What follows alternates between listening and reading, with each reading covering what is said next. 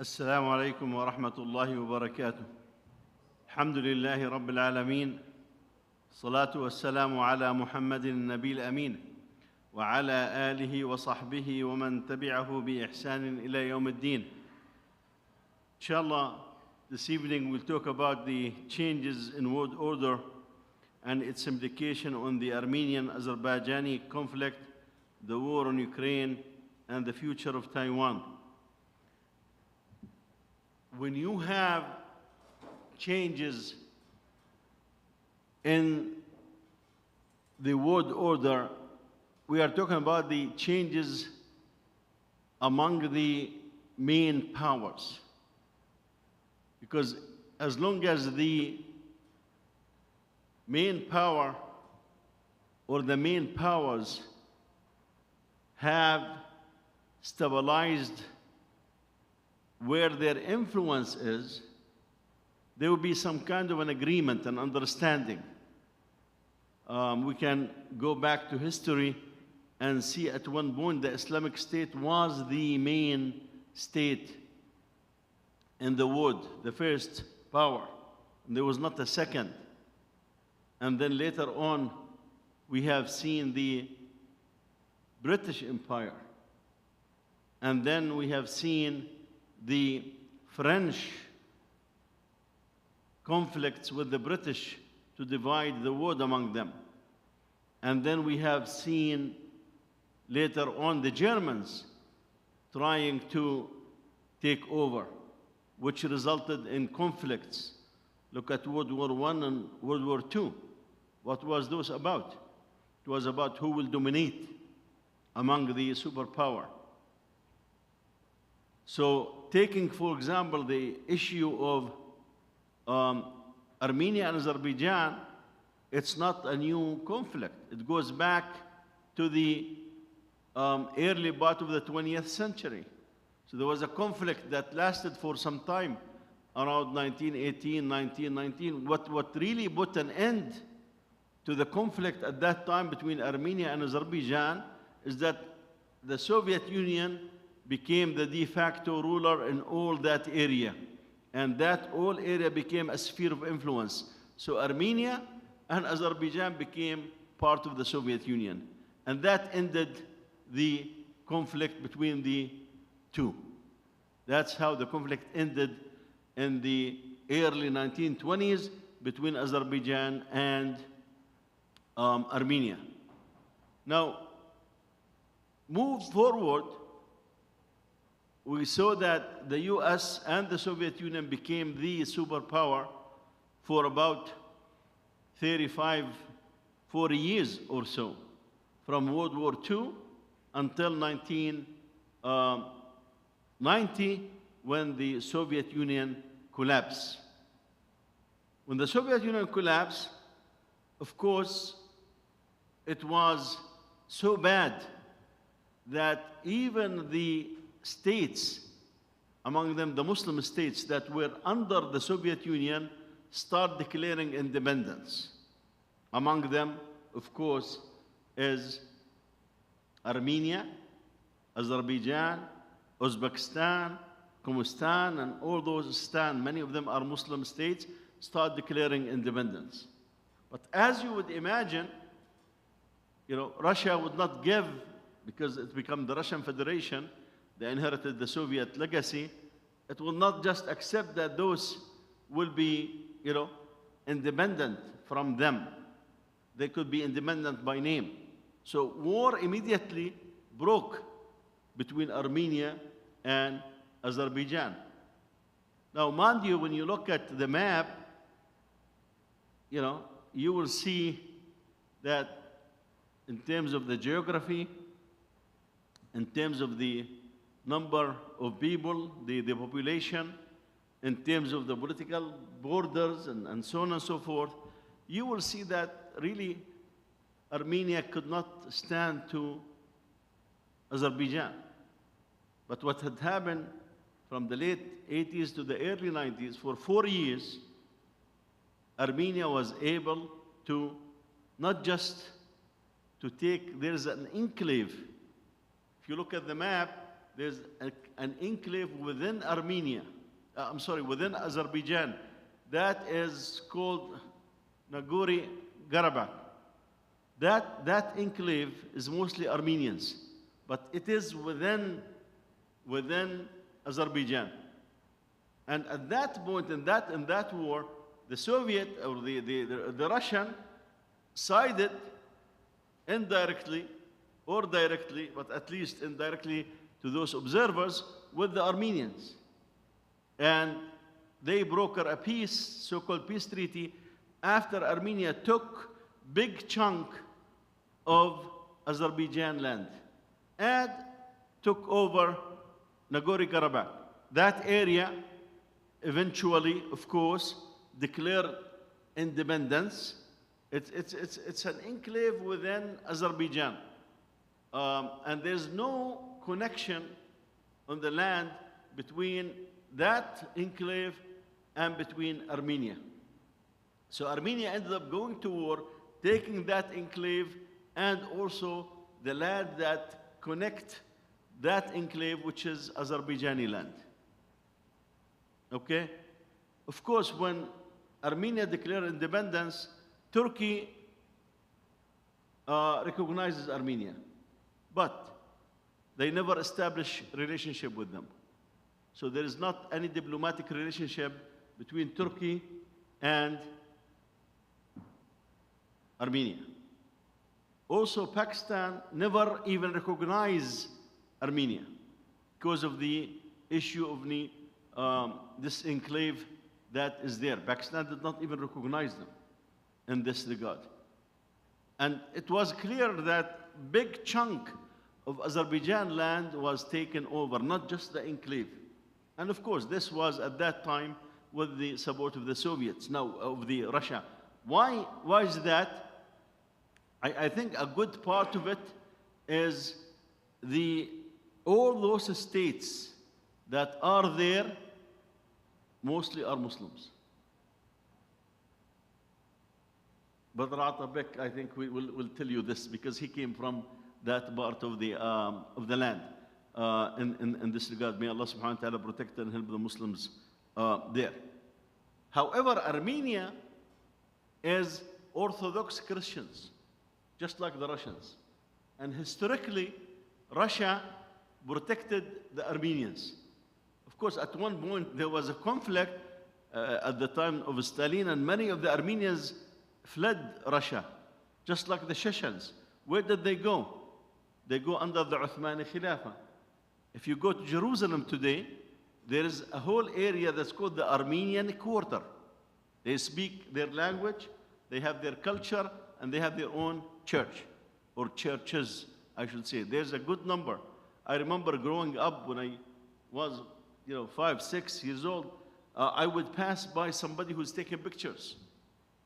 And the only people at the time who had the talent to do this were the Armenians in Palestine.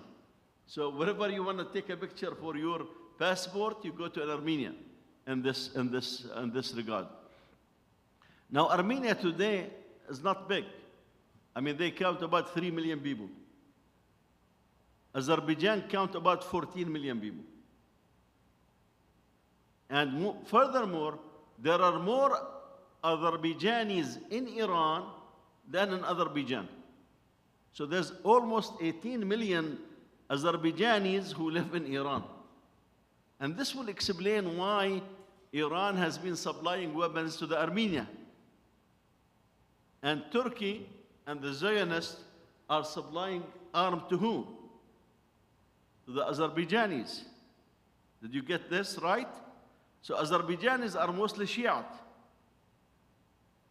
But Azerbaijan has only 14 million people there. Another 18 million Azerbaijanis live under the Iranian rule. And Azerbaijan, considered a big chunk of Iran, it's part of Azerbaijan. And that's until there's a river there. That's what creates this conflict. So Iran, although those are Shiite Muslims, they have been supporting Armenia all along, from day one. This is from the late 80s, early 90s, in this regard. While Turkey and the Zionists are on the side of Azerbaijan. Now, why the Zionist? Part of it is that after Iran sided with the Armenians, Azerbaijan started giving the Zionists access to intelligence to spy on Iran from Azerbaijan. You see how strange is this? So that now the Zionists are supplying Azerbaijan with weapons. So in the early 90s, as I said, the Soviets brokered a peace treaty which gave Armenia a big chunk of the land of Azerbaijan, including the enclave. Now, the people in the enclave declared their independence from Azerbaijan and established a state of their own. Nobody recognized that state except Armenia itself. So the world was surprised in 2020 when, and that war lasted 4 years, by the way, between the two. And more than 750,000 Azerbaijanis were driven from their homes. You're gonna see the hypocrisy now. So in 2020, the Azerbaijan, with support mainly from Turkey, was able to recover all the land that was taken from it, except the enclave. And of course, there was an uproar in Armenia, and the prime minister was removed.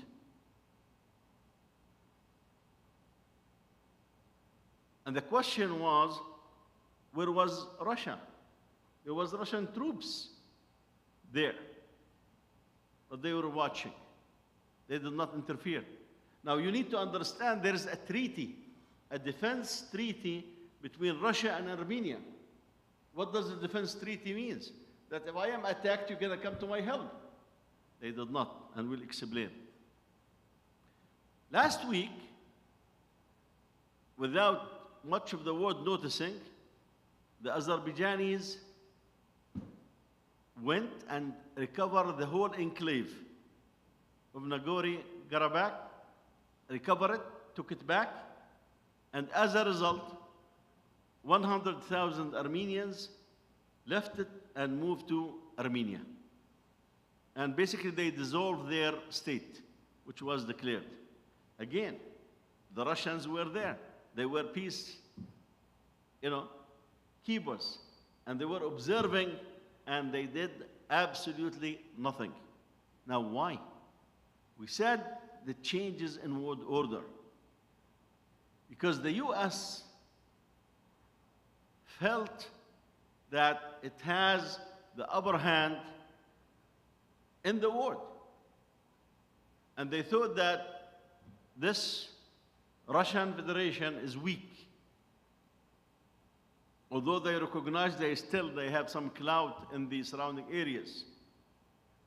So the US tried to do what a superpower will try to do, which is to get most of the world under its wings. That's how Poland and all those countries became part of Europe and became part of NATO and this and that. But Russia had its limitation. So Ukraine was a red line, and Armenia was a red line. When Russia noticed that the Armenian prime minister, the new one after the defeat, because when they were defeated, there was a reason why they were defeated. There was a reason why the Russians did not move. Because the Armenians start working toward a relationship with who? With the USA. And this was the Russian punishment for Armenia, to tell them, wake up, we are here, and you cannot do whatever you like. This is our sphere of influence. This is exactly the reason why this changed, because Russia started looking at itself that, by now, 2014, we rebuild the country, and we can now manifest our powers. So the first thing that they have done is to do what? They took over Jazirat al-Qarm, the Crimea, which is, Crimea, by the way, was ruled by the Muslims for 300 years. Moscow and Kiev was under Muslim rule for many years. This is just to show you where Islam ended at that time, spread all over the world. So the Russians used the time that they have really the power and took over Crimea, which was a warning to who? To Ukraine, that stop going closely to the US and NATO and the European Union. And of course, they had their people who support Russia within Ukraine, but then Zelensky came and started working closely with the US toward getting part of NATO and toward European Union. And it's at that time that Russia, after giving warnings, they were a record of Putin giving warning that our patience have limit. He was addressing the US and the European in one of the conferences in 2008. And he's saying basically our patient has limit. That there are, areas that are a red line. Now, whether Ukraine and Armenia understood or not, the reality is they continue working closely with the US, and now they paid a heavy price. So basically, Azerbaijan now, it's not just in control of all the land that belong to it, and this area, the enclave that was declared independence by the Armenian, now they have the upper hand in the area. Of course, you heard the hypocrites in the West talking about, that this is basically against the Armenian population, and this cleansing that took place in there, that this need to be dealt with, while when 750,000 Muslims were forced out of Azerbaijan by Armenia, the world was watching as if there's nothing that took place. But the moment that this took place, we find France taking the lead and calling for a conference with the representative of the European Union and some others to have this talk with Armenia and Azerbaijan. And basically, the Prime Minister of Azerbaijan, the President of Azerbaijan, told him, I'm not coming. I'm not coming. Because he knew this enmity that Macron has, not just for Azerbaijan, but for any Muslim cause. And that he did the right thing. Armenians in the enclave were not kicked out. They chose to leave. Nobody, read the American media, read the European media. Nobody is saying that Azerbaijan forced the Armenians, 100,000, to leave the enclave, which is now controlled by Azerbaijan, and go to Armenia.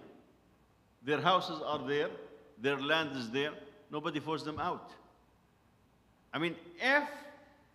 If they were forced out, you will see it all over the media that this is what Azerbaijan have done. And this is a genocide, and this is this. You start hearing those terms. But none of this happened. All what took place is that the Azerbaijan, with the support of Turkey and some support from the Zionists, with some weapons from them, and with the consent, that's the term. Without the consent of Russia, this would not have happened. That's for sure. That's for sure. Now, I cannot say that there was a pre-arrangement. We have no evidence that the Azerbaijanis have, pre-arranged with Russia on this. But what we can say is that they had enough signal that Russia will not interfere. That Russia will not interfere. Now, this would not have happened in the mid-90s or late 90s, because the Armenians still were looking to Russia as the protector of the Armenians. Again, those are Orthodox Christians, just like the Russian Orthodox Christians. And if you look at Armenia, surrounded by Muslims. Basically, you have a long border with Turkey, and then another long border with Iran. That's the Azerbaijan, a very long border with Iran. Now, Armenia has a long border with Turkey, which is closed. But both are surrounded by Muslims. It's only in the northwest that Georgia is surrounding or bordering Armenia. So Armenia basically is landlocked, just like Afghanistan. They do not have an access to the ocean or the sea in this regard. So you would see, because of the world order, Armenia was able to sustain itself as controlling many parts of Azerbaijan, plus the enclave. It's only when this shake in the world order that this became possible, because the conflict again started to be big between Russia and the West, especially with the US. Now, remember what we once discussed about what happened after the fall of the Soviet Union. After the fall of the Soviet Union, around 1994, 4 years after that, the US have issued a white paper which basically says that the US government and its institution will plan such that for the next 100 years, there not will be a second power in the world. Meaning the US will be number one, and there's no number 2 or 3. There will be, countries will be down there, like Russia or China or what have you. So the US white paper, if you go and write US white paper 1994, that was the plan. And the US at the time could do it, because basically there was no competition. If anything happened in the world at the time, the US is the only power that could go and get things done. You remember when there was the Somali pirates getting and controlling the traffic of those ships? And basically, countries were looking and they could not do any. The US was able to send its warships and put things back in order. Again, the US sees itself from the days that when Saddam entered Kuwait, they put 500,000 soldiers in Saudi, and they destroy Iraq's army and Iraq's infrastructure. Nobody can stand in front of them. So the plan is, for the next 100 years, this is 1994, we will be the same. But Allah has His sunan. Yes, there was nobody that could compete, but the US made a major mistake. They invaded Afghanistan and they invaded Iraq, and for 20 years, the US was busy and did not realize that Russia and China are building up their economy, their military, and their political clout. Those are the 3 elements for a superpower.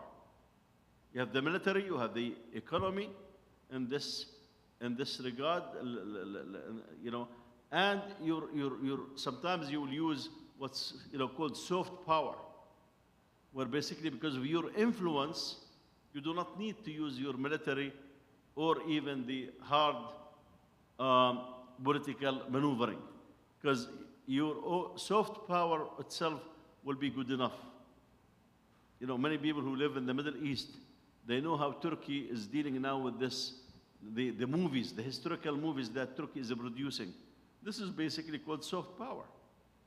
Turkey is building masajid in Africa. That's soft power. They are manifesting themselves, but not directly. Although in some other countries, like Qatar, you know, it's really funny to call Qatar a country and to call Bahrain a country, but this is our destiny in this regard. And Libya, and the Turkish army is there in this regard. But in the rest of Africa, you would see their influence through cultural effect, you know, building and maintaining masajid and so on and so forth. From this, we see that when the US was really not paying attention, there was two powers that were coming. And this will bring the role of China.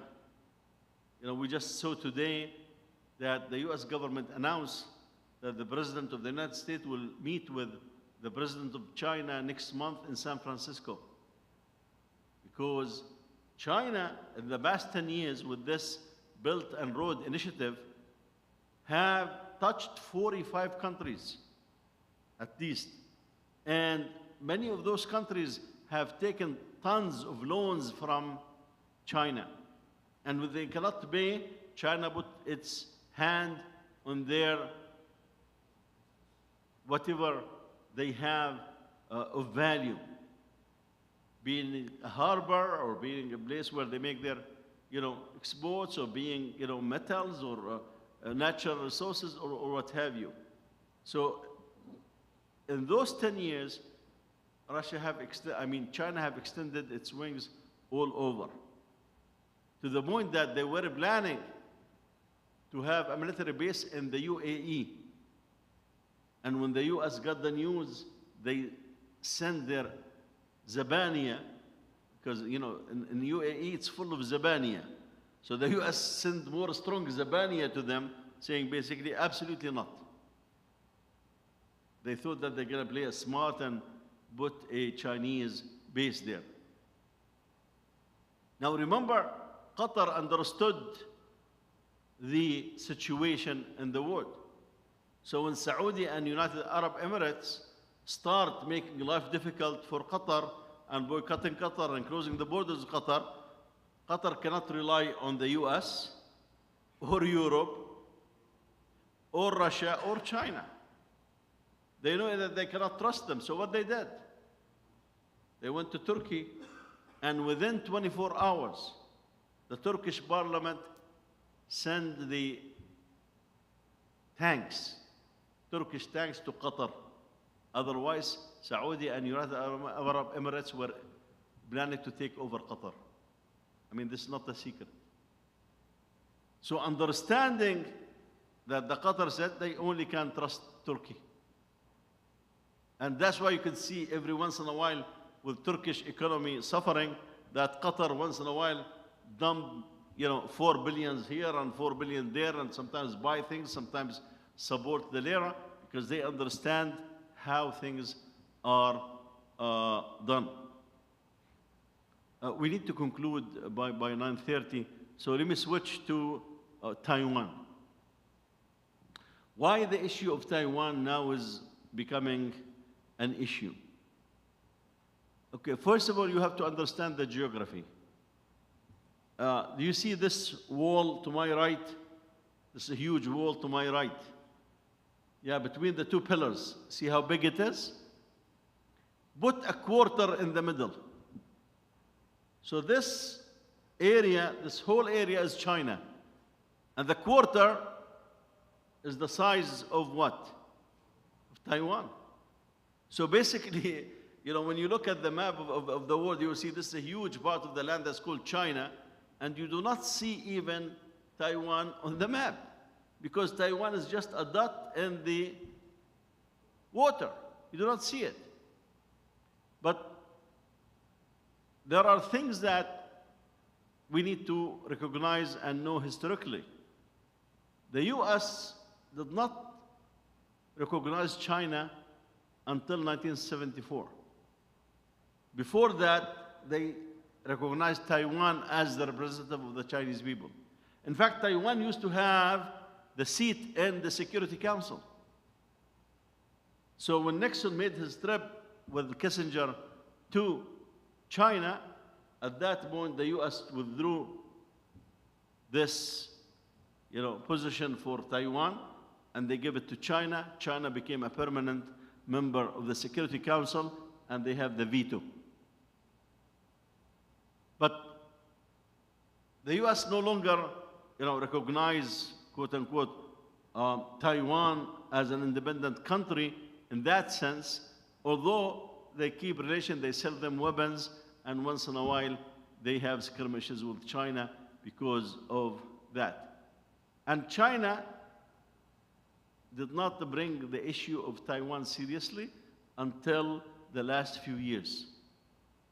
Of course, what's funny, last week they were talking about this submarine that the Taiwanese have. I mean, give me a break. You have 1.3, 1.4 billion people in China, and you have few millions in Taiwan. And I mean, the whole Taiwan, as you know, if every Chinese get a bucket of water and throw it on Taiwan, it will go into the sea. But the American media is giving you the impression that Taiwan can stand for, and all this is utter nonsense. Of course, China would find the right time to make the move. But they start sending those planes. They started sending their ships. They started making problems. And the US got the message. By the way, Taiwan, in terms of technology, is as advanced as the US. China is very backward when it comes to technology. They have the science, they don't have the technology. But Taiwan, they have, from the old days, the US gave them the means. In fact, the bulk of the chips that we have in the computers, in the cars, in the in the electronic world, comes from where? From Taiwan. And the US recognizing that, okay, if China takes over Taiwan, they will have all this advanced technology. So they are making their plans in case this takes place of what to be done, because they will destroy it before the Chinese get their hands on it. But what they are doing now is they are putting tons of money to bring this chip industry to the US, because they fear that this is a reality.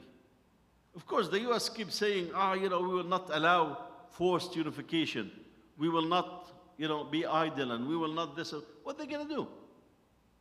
I mean, let's say tomorrow China will put its ships and move toward Taiwan, surround Taiwan, and say, you are part of China, if you like it or not. What the US will do? Is the US going to enter into a war with China over Taiwan? Of course not. Absolutely not. In the old days, Zbigniew Brzezinski, I heard this story from him when he was teaching at Columbia University. This was in the early 80s when I took a course with him about world politics. So he said that when he met the Chinese foreign minister, he was, of course, National Security Advisor for President Carter. So he told the Chinese foreign minister, in the US, we had so much resistance from many circles to establish normal relationship with China, because the Congress and the Senate and the think tanks, everybody want still the relationship with Taiwan. We do not want China. He said, we have so much resistance from those people. Did you meet any resistance from Chinese, when we established the relationship, he said, yeah, yeah, sure, from Taiwan. I mean, it was a strong message. He basically told him, look, Taiwan is Chinese.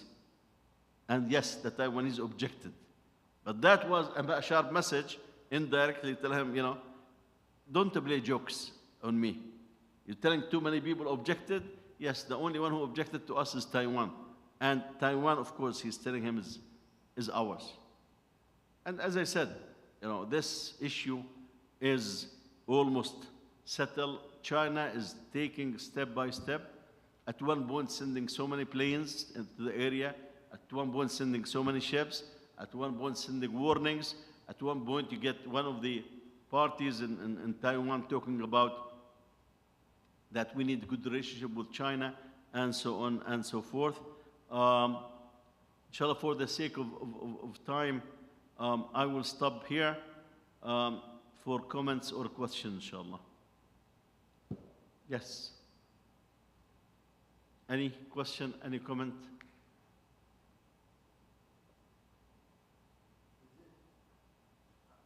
Yes. Is it right that the U.S. put interest on Taiwan in order to maybe disturb and cut the logistic movement of goods to Indian Ocean? Is it the Indian Ocean? Or Yeah, the China Sea, the China Sea. Yeah, the question, you know, is the U.S. doing this for Taiwan to protect its own interests in terms of shipping and this and that, China Sea? I would say yes and no. Yes, because, yeah, they need Taiwan and they need other islands for this purpose. And that's why the U.S. now is working with the Philippines to get them to stand, you know, against China and all those, islands in the area. But no, because the issue of Taiwan was not created by the U.S. So in the old days, when Mao Zedong came with this communist revolution and took over mainland China, those who fought communism, they skipped and they fled to Taiwan. And they established their own, country in Taiwan. It used to be called Formosa in the old days. So what you are saying has a merit that the U.S. have, interest in terms of that. But at the same time, it is, you can look at it as a bargaining chip. Yeah, we have Taiwan. We will defend Taiwan. We'll support Taiwan. We'll do this for Taiwan. I mean, Taiwan, okay, the last time I went to Taiwan was not when? About 10 years ago. I mean, you sit in your home, and through the, first of all, that part of the land, there are internet in the buses. You could sit in your home at that time, 10 years ago, and you could see, of course, public transportation is major. You will see, oh, in 2 minutes, the bus will be in front of my home. I mean, the technology there, they have their own phones, just like what Apple has and this, they have their own phones. As we said, the chip industry is mainly, I think 86%, if I'm not mistaken, of the chips come from Taiwan. So the US, plus they sold them nuclear reactors from the old days. Recently, in the last few years, they took a decision to dismantle what they have.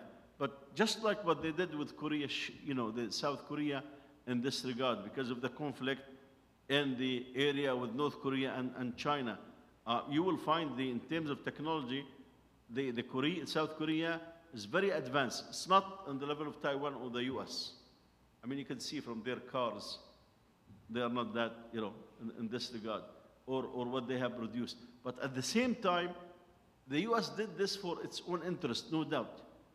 But the US would work through their cronies. So basically, instead of fighting down the road or do this, they may use one of those countries to do the job for them. So you will find, for example, at one point, the US came in agreement with South Korea to say, okay, we're going to talk to North Korea to dismantle their nuclear reactor.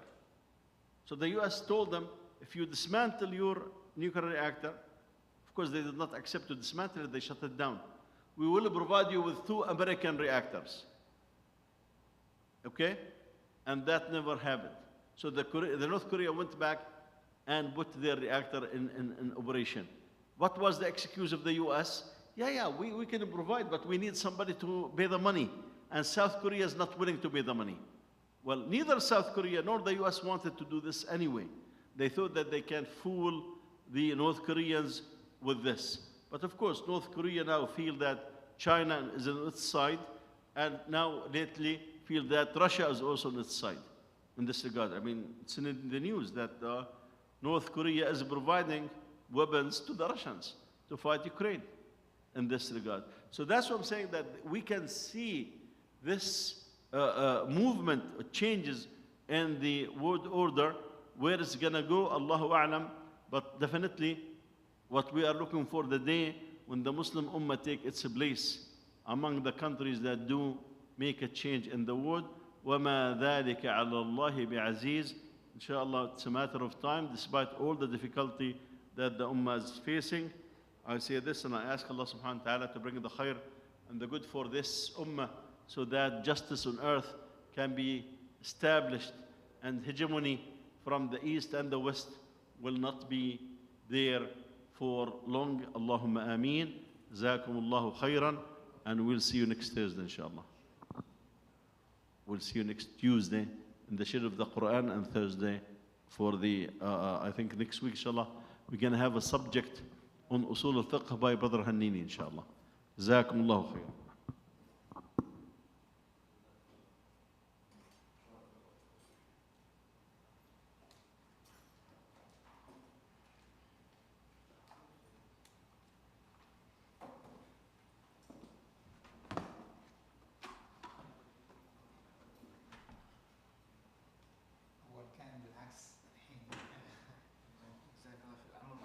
أنا كنت أقول لهم لفوا عشان هذا المصلي بظل يقرأ فيها كل ما اللي في الله الأول، بس خلاص قال لك خليها.